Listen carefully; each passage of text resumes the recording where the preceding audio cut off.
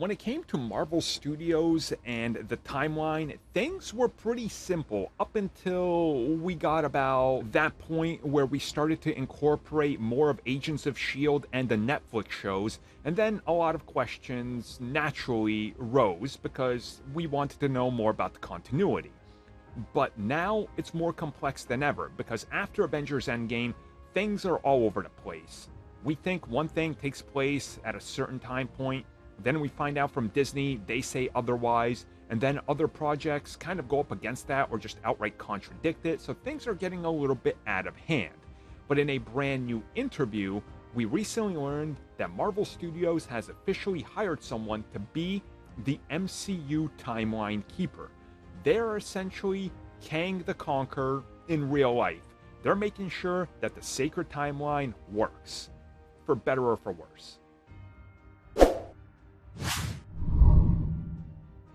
So this came from an interview with Direct, where they got to talk to the head writer and producer, Jessica Gao, who commented on the specifics of the post-Endgame timeline, the confusion and how everything is suddenly condensed into like this one 6-month period, and then we end up getting multiple jumps.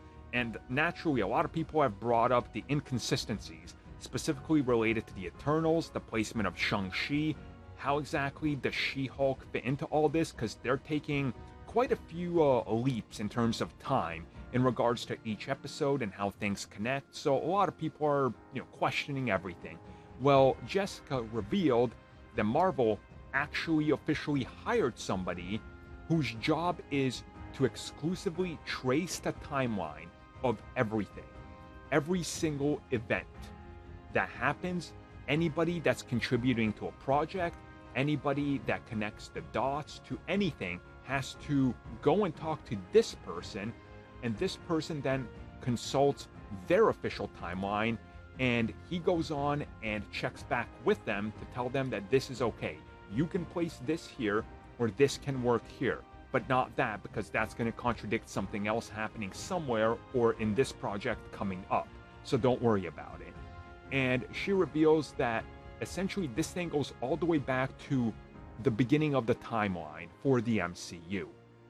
And they've essentially charted everything. So with the birth of the universe, that's, recouped and explained to us quickly by the Collector, to everything that's happened so far with Celestials, with Eternals, with She-Hulk, with Hulk, with Iron Man, that's all in a giant timeline that they got mapped out.